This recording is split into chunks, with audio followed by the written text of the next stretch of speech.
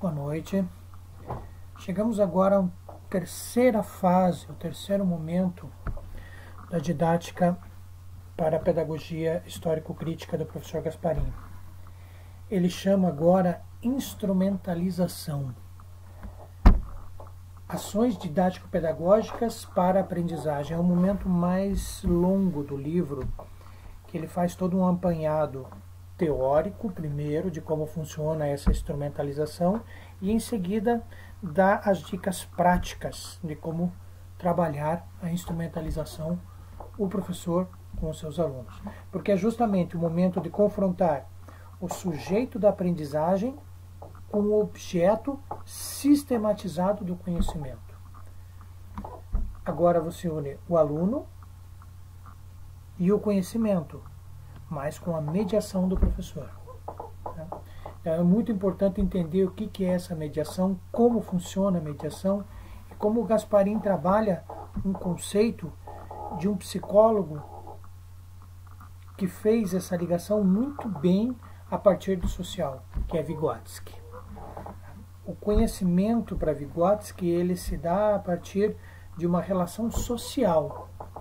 Temos que entender daí, então, como é que se forma essa ligação, essa ponte, por meio do professor, entre o sujeito da aprendizagem e o objeto sistematizado do conhecimento. O professor é que faz essa mediação, a mediação pedagógica. Então, é por aí que nós vamos começar o vídeo de hoje. Essa apresentação sistemática do professor e a ação intencional do aluno para se apropriar do conhecimento. Precisamos entender que tanto o professor, quanto aluno, quanto conteúdo não são sujeitos neutros. Há condições que permeiam todos esses três. São condições subjetivas, objetivas, culturais, políticas, econômicas, classistas. Todas elas estão recheando cada um desses momentos do conhecimento, né, ou das fases, ou das pessoas, ou dos sujeitos do conhecimento, de condições que os tornam não neutros. Né? Então a aprendizagem é o resultado dessa mistura entre o sujeito, o conhecimento e a mediação do professor. Só acontece quando se torna significativo para a criança, para o aprendiz. Para fazer com que esse conhecimento chegue, é necessário que o aluno, que o estudante, que aquele que quer aprender, ele se aproprie desse conhecimento. O conhecimento seja introjetado dentro dele de forma que seja tornado seu esses conhecimentos científicos. Como é que se faz isso? Comparando a sua realidade cotidiana com os conhecimentos científicos. E aí os conhecimentos científicos vêm dar uma luz sobre a realidade cotidiana, vêm explicar o que é que essas pessoas vivem.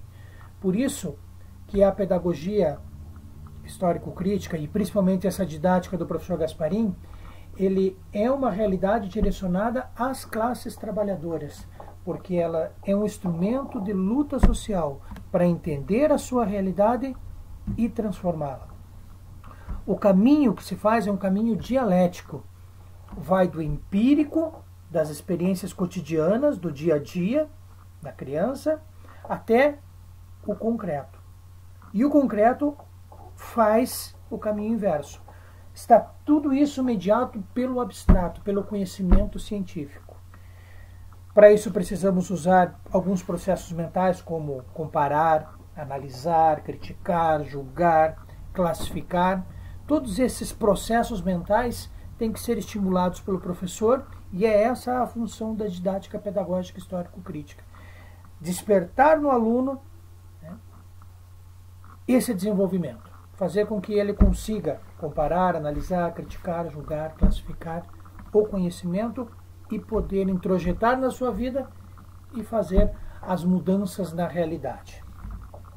É importante a gente entender também um pouco como funciona a formação do conceito científico para a criança. A tarefa do professor, inicialmente, é trabalhar o conteúdo científico contrastando com o cotidiano do aluno. Ou seja, transformando o cotidiano do aluno numa tarefa compreensível pela ciência. Dizendo de outra forma, o professor faz a ponte entre o conhecimento inicial do aluno, empírico, que ele observa no seu dia a dia, com o conhecimento científico. E a partir do momento em que o aluno se apropria do conhecimento científico, ele também vai fazer parte do seu cotidiano e, portanto, vai explicá-lo. Para ver esse desenvolvimento na criança, nós temos que entender que tem dois momentos bem separados. O momento do desenvolvimento propriamente dito da criança e o momento da aprendizagem. Então, é necessário entender um pouco de como funciona isso. Piaget já dizia que nós temos uma consciência de semelhança e uma consciência da diferença. Objetos semelhantes não geram reflexão na criança. Há uma simples imitação do dia a dia e, portanto, a criança não tem o trabalho mental de explicar aquilo, tornar aquilo consciência. Por exemplo, a imagem de um tubarão e de uma baleia. Aí você pergunta para a criança, qual a espécie desses animais? A criança, por semelhança, um tubarão, uma baleia, são tudo peixes. Quando, na verdade, não distingue entre a baleia mamífera e o tubarão, um peixe. A semelhança não gera e pode até cair num erro. Então, portanto, só objetos diferentes geram a necessidade de reflexão e, consequentemente, consciência. Vygotsky pega essa primeira teoria de Piaget e ainda une com uma segunda teoria, que é a chamada lei da mudança de posição ou deslocamento. Essa é muito interessante, porque ele entende que o conhecimento só torna consciência a partir do momento em que eu tomo consciência desse conhecimento e o transfiro para mim, podendo argumentar sobre ele, podendo falá-lo. A partir do momento que eu digo, que eu repito esse conhecimento, então ele foi recriado na minha imaginação. Ele foi expresso por meio de palavras e, portanto, apropriado por mim. Essa teoria da consciência da semelhança e da consciência da diferença, juntado a essa lei da mudança de posição ou deslocamento, já começam a explicar para nós como é que funciona na nossa mente, na mente da criança, o processo de conhecimento. Ainda falta algo muito importante para Vygotsky, que é justamente aquilo que se quer conhecer. E aquilo que se quer conhecer para Vygotsky parte justamente da realidade social do aluno, da prática social, aquele primeiro momento que nós já vimos, segundo o professor Gasparin. O conceito científico, para se formar, então, pressupõe que nós tenhamos conscientização dessa prática social, desse cotidiano. Então, toda essa relação, ela passa por uma questão de ensino, de educação. Portanto, para haver a correta relação entre desenvolvimento e aprendizagem, entre o desenvolvimento da criança, a possibilidade dela aprender e a aprendizagem efetivamente, Vygotsky cria dois momentos, define dois tipos de desenvolvimento da criança. O primeiro deles, ele chamou de zona de desenvolvimento atual, que é justamente quando a criança consegue fazer algo sozinha. A partir dessa zona de desenvolvimento, o conhecimento já está introjetado nela, ela já tem a completa disposição física e mental para realizar uma atividade sozinha. Digamos assim, é um conhecimento já pronto, é um conhecimento dela. Aí você já não acrescenta mais nada. Ela já possui isso. Já é um conhecimento dela. A zona de desenvolvimento atual é onde ela está. Porém, tem uma outra zona de desenvolvimento, a chamada zona de desenvolvimento imediato. Essa sim, é o momento em que nós vamos ter que colocar maior atenção. A zona de desenvolvimento imediato é quando a criança consegue fazer algo com a ajuda de uma outra pessoa. Ela precisa colaborar, tem que haver uma colaboração. Aí percebe, se é algo que ela consegue fazer com a ajuda de outra pessoa, é alguma coisa que ela pode aprender com outra pessoa. Então, aí se torna um momento significativo para a aprendizagem. É nessa zona de desenvolvimento que a criança pode aprender. Esse princípio justifica o uso, por exemplo, da imitação. Aquela ideia da consciência de semelhança e a consciência de diferença. É nesse momento que a criança aprende a partir também da imitação. Não só, mas também a partir da imitação. Vendo o que o outro faz e imitando. A aprendizagem, então, é boa quando ela faz com que a criança entre nessa zona de desenvolvimento imediato e comece a desenvolver as suas capacidades a partir do que ela ainda não sabe, a partir do que ela está aprendendo com aquela outra pessoa. São despertados e acionados processos internos de desenvolvimento. Então veja o que nós temos. Nós temos uma zona de desenvolvimento da criança em que ela já possui conhecimentos, que é o local atual onde ela está, e uma outra zona de desenvolvimento que é onde ele precisa de um apoio, precisa de alguém que o ensine, que é a zona de desenvolvimento imediato. É nessa segunda, então, que os conceitos científicos vão se fazer. O conceito científico ele está justamente nos níveis ainda não alcançados em seu desenvolvimento pela criança. A criança tem conceitos espontâneos, que é justamente o primeiro contato que ela tem com o objeto, uma espécie de consciência superficial do objeto. Mas ela ainda não possui o ato no qual aquele objeto se traduz como um conceito científico, quando ela consegue expressar por meio das suas próprias palavras aquele conhecimento. Ou dizendo de outra forma, ela ainda não tornou o conhecimento seu, não se apropriou do conhecimento.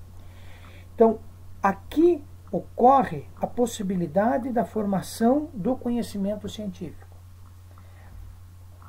Você tem o conceito espontâneo da criança, que é aquele primeiro contato com o objeto.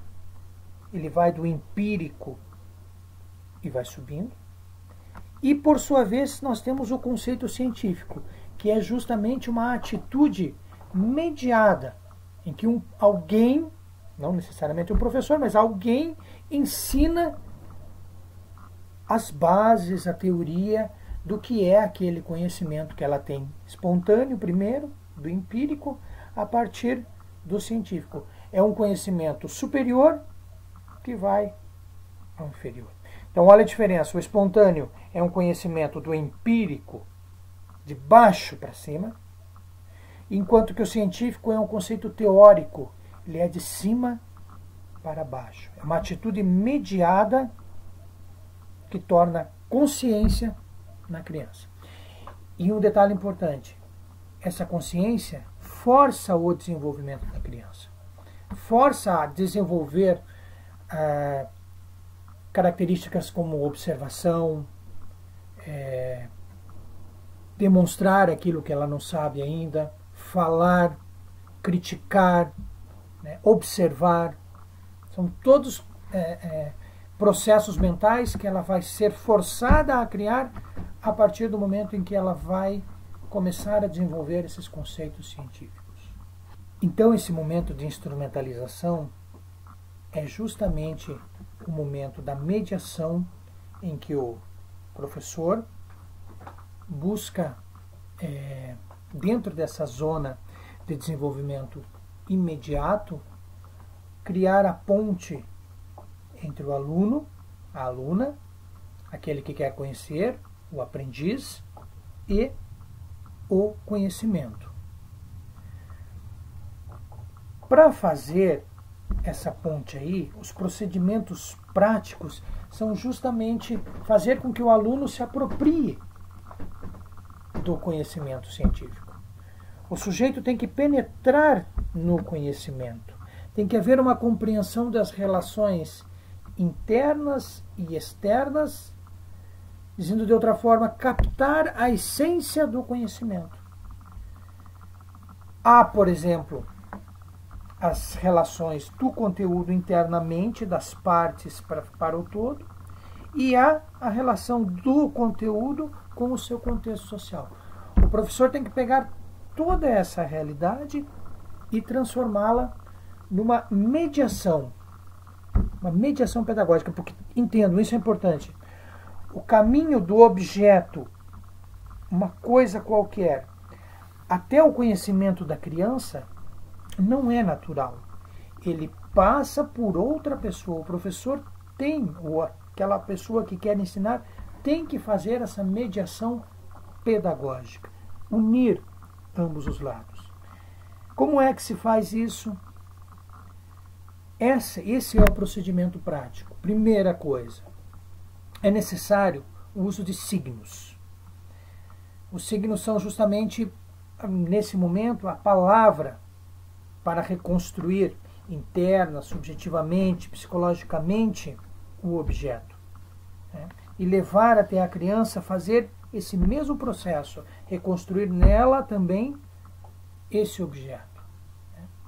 A mediação faz com que o aluno entre em contato e torne seu o conhecimento, o torne familiar. Conhecer é tornar algo familiar. Como resultado disso tudo, então, você tem o conhecimento propriamente dito.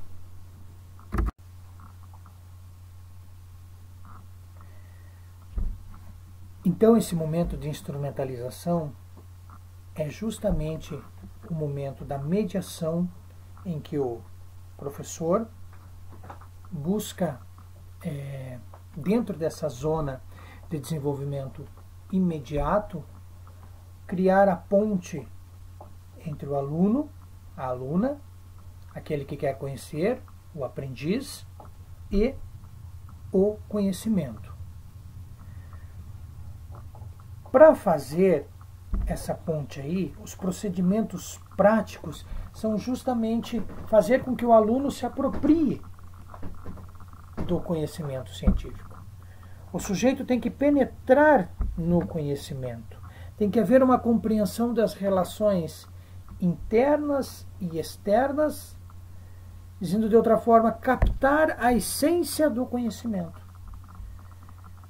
Há, por exemplo, as relações do conteúdo internamente, das partes para o todo, e há a relação do conteúdo com o seu contexto social. O professor tem que pegar toda essa realidade e transformá-la numa mediação pedagógica, porque, entendo, isso é importante.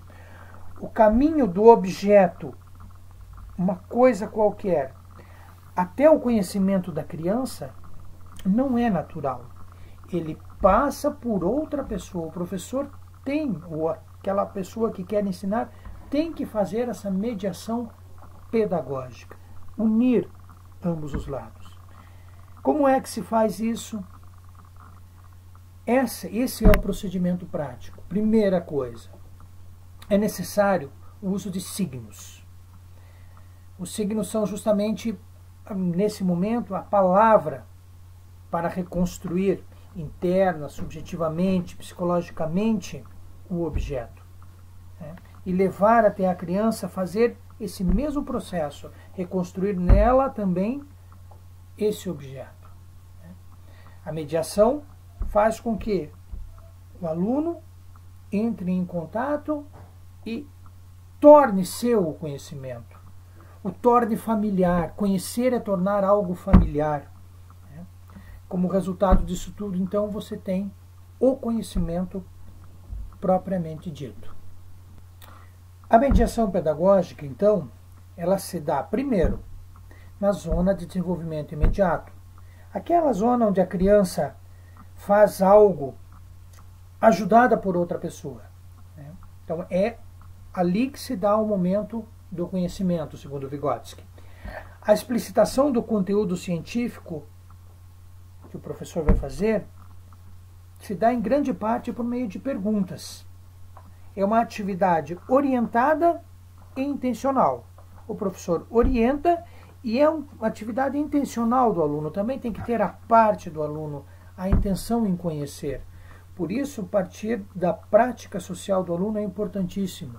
Você cria essa intenção do aluno em querer aprender, a vontade em querer aprender, a partir dos seus conhecimentos cotidianos. Os conceitos científicos, então, a partir do momento que são ensinados, introjetados na criança, eles descem à realidade empírica, enquanto os espontâneos sobem, buscando sistematização, abstração e generalização. É esse momento em que você traz o conhecimento do aluno e leva o conhecimento científico, fazendo com que a ciência ocorra o desenvolvimento da criança. Esse processo de mediação docente deve justamente criar pontes entre o aluno e o conhecimento. Só que entendam, como o professor também não é neutro, o professor também se altera, também se muda, se molda a esse momento. Ele também conhece, E, portanto, essa ponte não é uma ponte estática, é uma ponte móvel, em que professor e aluno e o conhecimento, todos eles nessa relação, acabam se tornando um novo conhecimento. E é importante também que esse conhecimento ele tenha ligações com o cotidiano. Por exemplo, o professor Gasparin faz lá uma citação bem bacana. A matemática aplicada na aula da segunda também é a mesma matemática que vai ser utilizada na aula de física da terça-feira, em que se usa conhecimentos, por exemplo, do atrito, que já pode ser feito um link com um carro que derrapou, que patinou no solo, já teve o atrito, enfim. Tem que ser feito essas conexões para que o conhecimento comece a ter sentido. Comece a ciência explicando o real, o dia a dia, o cotidiano. Se não for feito na escola, ele não vai ser feito em lugar algum. É muito difícil fazer essa ponte entre o conceito científico e o conceito cotidiano, essa ligação entre ambos. E para fazer isso, deve-se lançar mão dos mais diversos métodos e técnicas que se puder.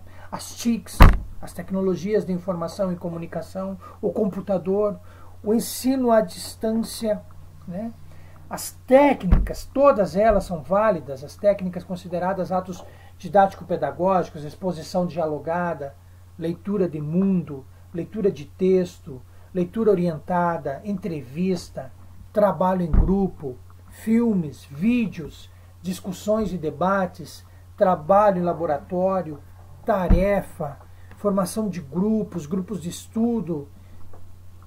Toda técnica que possa fazer essa junção entre ambos é bem-vinda e é aceita para esse momento da mediação pedagógica. O professor mediador, então, precisa ter alguns cuidados para fazer essa mediação. Digamos assim, ele tem que ter uma cartilha no qual ele tenha que seguir esses passos, até como respeito ao conhecimento e um respeito ao seu aprendiz. Então, o professor Gasparini enumera uma série. Primeiro delas é colocar o aluno como centro do processo, né? Pensar no aluno como o principal móvel desse conhecimento.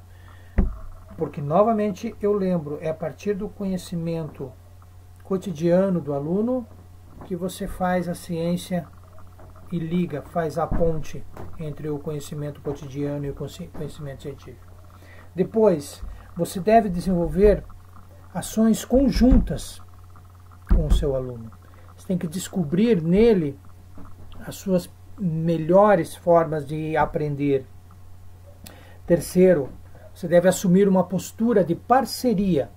Você é parceiro, mesmo porque o professor, a professora, também aprende nesse momento. Respeitar a faixa etária dos alunos, né? Porque o desenvolvimento também tem suas fases. É necessário respeitar a fase de desenvolvimento de cada um. Dominar profundamente sua área de conhecimento. O professor é alguém extremamente estudioso.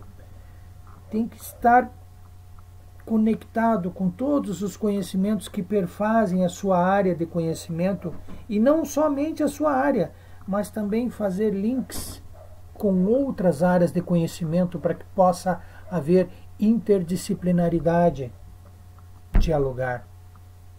O professor é aquele que tem um diálogo, que consegue, que está aberto a ouvir e a falar, muito mais a ouvir do que falar. Ser um ser humano, ter subjetividade e individualidade e também respeitá-la nos alunos. Ser criativo, né, para usar as melhores formas, para criar as melhores formas de fazer a ponte entre o conhecimento dado pela humanidade, acumulado pela humanidade, e o aluno, o aprendiz, a aluna. E importante cuidar também da língua, do idioma, né, ter prezar pela boa expressão linguística. Então veja, há essa relação cíclica entre o aluno, um sujeito social, o conteúdo, um objeto também social, e o professor, que é um mediador também social. Todos estamos dentro de uma sociedade, todos estamos linkados, unidos com várias dimensões do conhecimento e com várias dimensões do cotidiano, né? Não podemos abstrair nada disso quando vamos para a sala de aula. Temos que entender que tanto nós, quanto o conteúdo, quanto o aluno, nós, digamos, professores, professoras, também somos sujeitos sociais e estamos passíveis desse novo conhecimento, dessas novas relações e desses novos possibilidades de conhecimento. O professor Gasparini chega ao momento, então, que ele diz que nessa fase da instrumentalização, da mediação pedagógica, é o momento em que se vai para a sala de aula, mas há momentos anteriores e posteriores à sala de aula. O conhecimento não se dá e não termina dentro de sala de aula. Há um momento anterior à sala de aula e um momento posterior à sala de aula. Então, na verdade, o conhecimento, a transmissão, essa instrumentalização, ele é feito em 3 momentos. Antes de sala de aula, na sala de aula e depois. E muito importante, ele tem atitudes e ações tanto de professor quanto de aluno, né? Tem que haver a transmissão orientada, mas também tem que haver o desejo intencional do aluno de conhecer. Então vejamos cada um dos momentos. O primeiro momento, então, antes da sala de aula. Atitudes do professor. O que ele tem que fazer? Primeiro, ele tem que pensar no que vai executar em relação ao conteúdo. Quais os processos que ele vai usar, quais os processos que ele vai querer despertar no aluno e principalmente os recursos que ele vai utilizar. Se vai passar um vídeo, onde vai passar esse vídeo, né? Quais os recursos que ele dispõe naquele ambiente educacional, o quadro de giz, ou alô, enfim, o que ele dispõe. E aí então, a ação, né, antes de sala de aula, estudar, se organizar, sistematizar o conteúdo, tudo isso ele já levar preparado para a sala de aula. Então esse é o momento anterior para o professor. Para o aluno, o que se espera? Primeira atitude, pensar favorável ou não à matéria. Gosto, não gosto, é importante levar isso. Né? Me identifico, tenho aversão. Chegar, claro, aberto, né? Ler, fazer tarefas, elaborar material, tudo que ele puder levar também, né, para aquele momento de sala de aula é importante. Então essa é a primeira fase, o primeiro momento, digamos assim, uma preparação para a sala de aula. Segundo momento, chegamos então na sala de aula, durante a aula. Atitude do professor. Primeiro, manifestar o seu ponto de vista sobre o conteúdo. Não só sobre o conteúdo, mas a forma como ele vai explicar, né, como ele vai expor o que ele sente sobre aquele conteúdo. É importante deixar bem claro as regras do jogo. Certo? Quanto mais claro ele for, mais fácil será para o aluno entender e entrar nesse mesmo jogo, né? Nesse jogo de linguagem, nas palavras, no idioma que se quer falar ali, na transmissão que está se fazendo. Deixar também claro o referencial teórico, metodológico da exposição do conteúdo e, sobretudo, criar as condições favoráveis à aprendizagem dos alunos. Essa é o ambiente em sala de aula, a atitude do professor. Para o aluno, a sua atitude. Primeiro, o interesse em aprender. Como é que se manifesta esse interesse?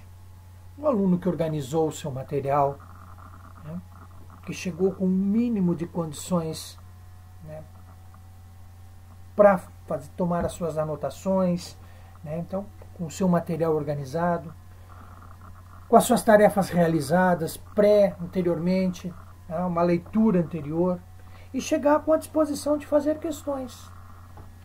Né? Não existe questão ruim, não existe questão errada.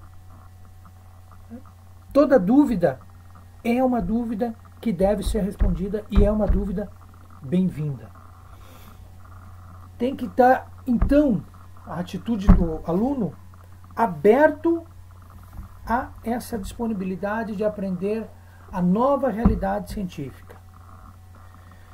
Dentro de sala de aula, então, as ações do professor. Primeiro, o professor deve apresentar gradativamente o conhecimento, o conteúdo, por partes, tranquilamente, sem atropelar, uma após o outro. Depois, fazer os alunos agirem socialmente e individualmente na apropriação do saber científico sistematizado. Estimular a pergunta, estimular a indagação, agir na zona de desenvolvimento do aluno, aquela zona de desenvolvimento imediato, que é aquele mediado pelo professor. Essa é a atividade, é a ação do professor em sala de aula. Já para o aluno, a ação dentro de sala de aula vai exigir muito. São uma série de processos mentais que eles têm que começar a desenvolver e que são forçados ao desenvolvimento lá dentro. Primeiro deles, memorizar. A memorização é importante. Segundo, compreender, captar e traduzir com as próprias palavras o conteúdo. Isso é compreensão.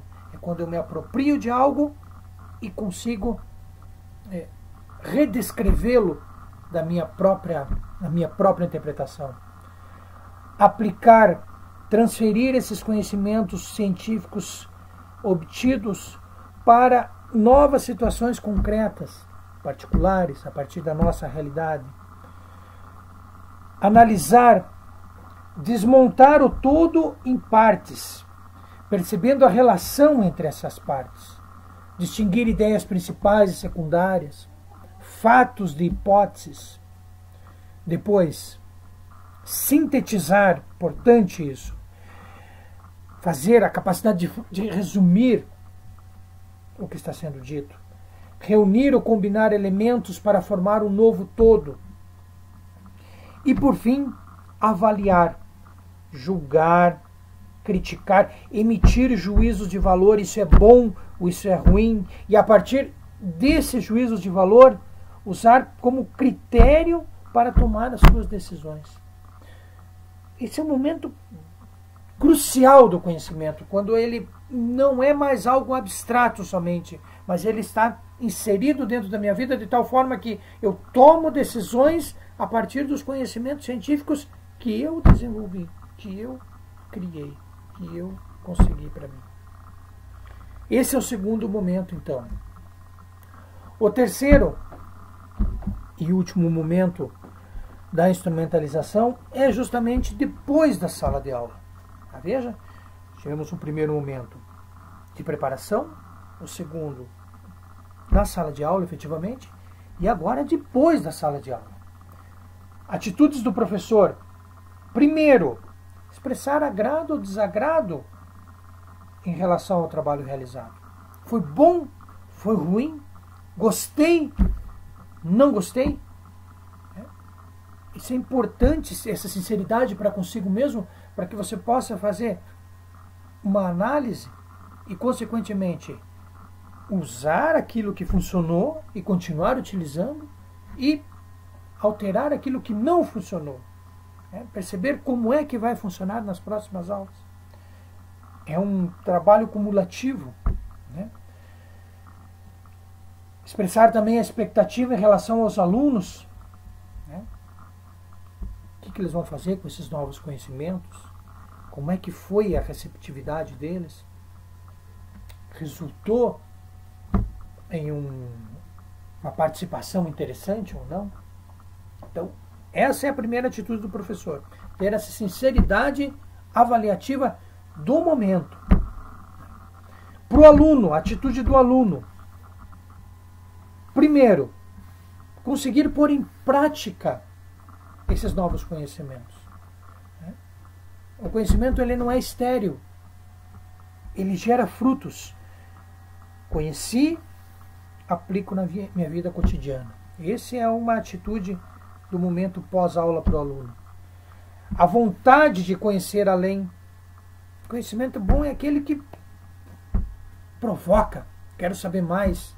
E nós temos tantos recursos, que nós podemos estar melhorando e buscando. Depois, a vontade de conhecer além, demonstrar satisfação ou aversão pelo aprendido. São todos momentos pós sala de aula que o aluno também deve ter como atitude. E, finalmente, como ação, o professor deve fazer essa análise crítica dos seus procedimentos, para que não repita os erros e os melhore, claro, aprimore a sua atividade. E para o aluno, a ação principal é realizar as suas tarefas, se preparar para os próximos passos.